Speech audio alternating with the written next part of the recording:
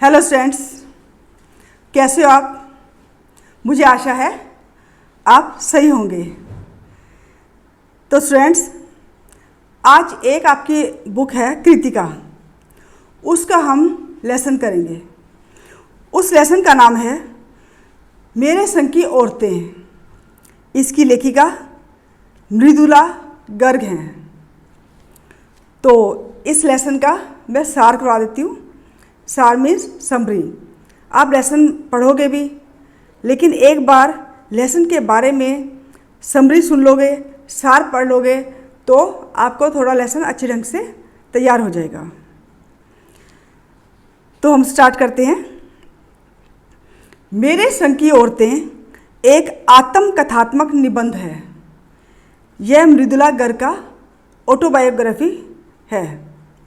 इसमें लेखिका ने अपने तथा अपने परिवारजनों के प्रेरक प्रसंगों का वर्णन किया है। इसमें नानी के बारे में, अपनी माँ के बारे में, बहनों के बारे में, परदादी के बारे में, पूरे परिवार के बारे में इसने जिक्र किया हुआ है। तो लेखिका की नानी लेखिका के जन्म से पहले ही मर गई थी, इसलिए लेखिका उनसे कहानियाँ नहीं सुन सकी। शायद इसी कारण लेखिका लोगों के लिए कहानियाँ लिखती है, परंतु उसकी नानी की कहानी भी रहस्यमयी है। वह जीवन भर अनपढ़ तथा पर्दानशी रही। उनकी शादी विलायती रंग में रंगे हुए व्यक्ति से हुई। जब उसके पति कैम्ब्रिज विश्वविद्यालय यूनिवर्सिटी से बैरिस्ट्री पढ़कर आए, बैरिस्ट्री कानून की पढ़ाई और विलायती रहन सहन में लगे, तब भी नानी अपने अनुसार ही जीवन को जीती रही। ऐसा नहीं है कि वो बाहर से पढ़ के आए हैं तो ये भी मॉडर्न बन जाए, लेकिन ये वैसे ही पर्दानशी रही, पल्लू करके ही रहती थी। नानी ने प्यारेलाल शर्मा को कहा, प्यारेलाल शर्मा इनके पति के दोस्त हैं, कहा कि उसकी लड़की के लिए होने वाला वर क्रांतिकारी हो, लेकिन अंग्रेज़ों का फरमा बरदार न हो, यानी कि अंग्रेज़ों का भक्त न हो, जैसे उसके पति हैं। लेखिका की माता की शादी एक पढ़े लिखे होनहार व्यक्ति से हुई। उसे आज़ादी के आंदोलन में भाग लेने के कारण आईसीएस की परीक्षा में बैठने से रोक दिया गया। इस प्रकार लेखिका की माता को मजबूर होकर अपनी माँ और गांधी जी के ख्यालों को अपनाना पड़ा।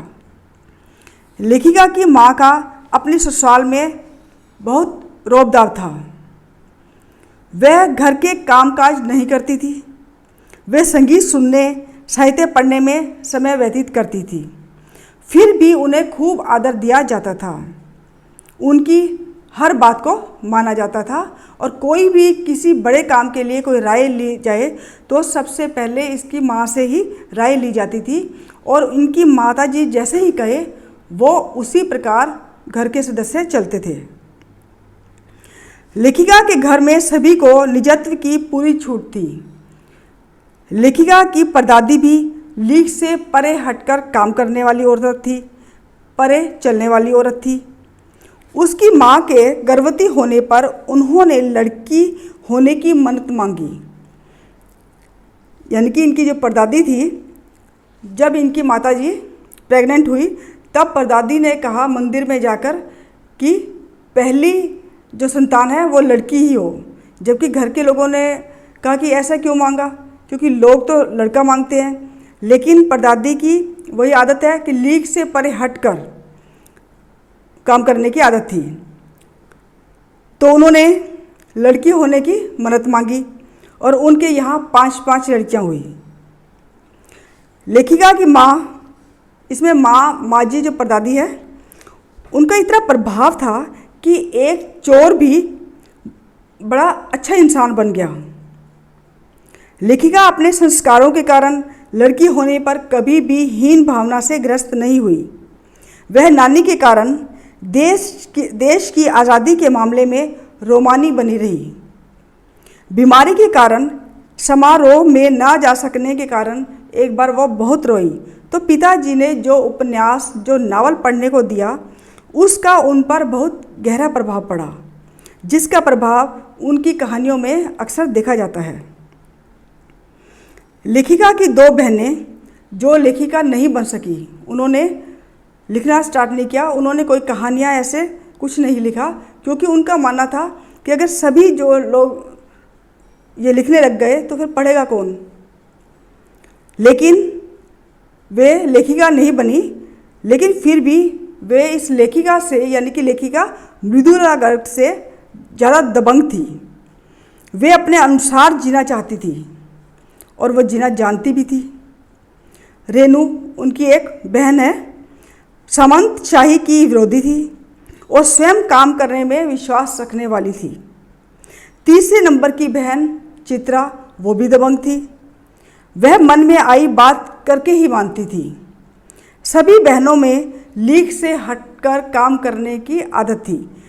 सभी बहनों में हम ये कह सकते हैं कि लीक से हटने का गुण रहा।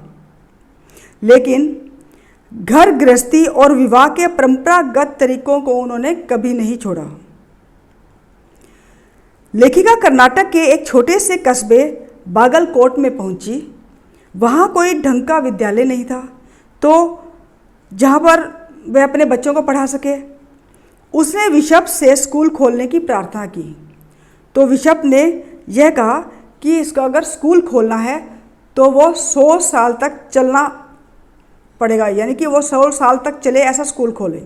तो बिशप को मालूम था ना ऐसा कोई स्कूल खुलेगा ना 100 साल तक चलेगा, इसलिए वो जिद इसकी मानी नहीं जाएगी। लेकिन जब इसने ऐसी बात सुनी, लेखिका को गुस्सा आया। तभी उन्होंने संकल्प किया कि वह अंग्रेजी, हिंदी, कन्नड़ तीनों भाषाएं सिखाने वाला स्कूल खोलकर ही रहेगी और कर्नाटक सरकार से मान्यता भी दिलवाएगी।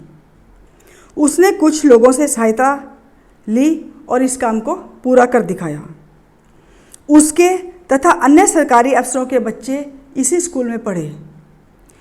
लेखिका की जिद रेणु की जिद के सामने कुछ भी नहीं है। इस लेसन में हम पढ़ते हैं कि सन 1950 में दिल्ली में एक साथ 9 इंच बारिश हुई। पूरा नगर पानी से लबालब भर गया। यातायात ठप होने के कारण स्कूल बंद होना स्वाभाविक था, किंतु रेणु ने स्कूल जाने की जिद ठान ली। घर के सभी लोगों ने कहा कि स्कूल बंद होगा, इतनी बरसात आ रही है तो स्कूल क्यों जा रही हो। तो उसने कहा स्कूल तो जाना ही है, किसने कहा है तुम्हें कि स्कूल बंद होगा। तो वो देखने गई कि स्कूल बंद था या नहीं। वह स्कूल गई। चौकीदार उसे देखकर दंग रह गया। घर आने पर सबके कहने पर बोली, जब सबने कहा ना कि हमने कहा था ना स्कूल बंद होगा, तो घर आने पर सबके कहने पर बोली स्कूल बंद था इसलिए वापस आ गई। इसमें आपका कहना कहाँ से आ गया। उस समय रेणु जिस ढंग से बरसात में वो आई अकेली, तो लेखिका को लगा कि उस दिन रेणु को अकेले स्कूल जाने का रोमांच हुआ होगा।